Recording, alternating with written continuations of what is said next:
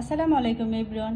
দেখো আমি আজকে একটা মাখা তরকারি রান্না করব। এর জন্য এখানে পেঁয়াজ কুচি, রসুন ছেঁচা, হলুদ মরিচের গুঁড়ো দিয়ে দিয়েছি।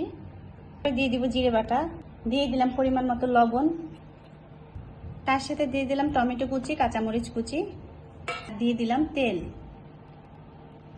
এবার এটাকে আমি ভালোভাবে হাত দিয়ে মাখিয়ে নিব।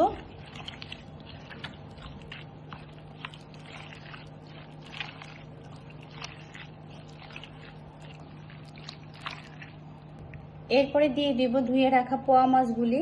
এগুলোকে আমি আগে ভালোভাবে ধুয়ে নিয়েছিলাম।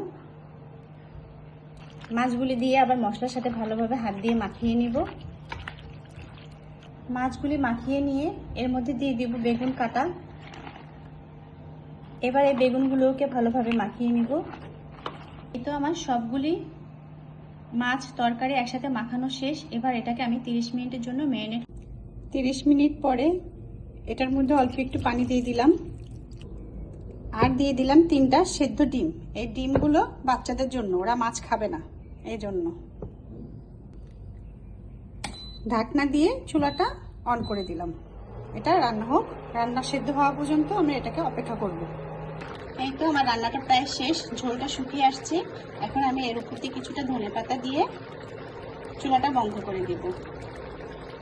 এই তো চুলাটা বন্ধ করে দিলাম।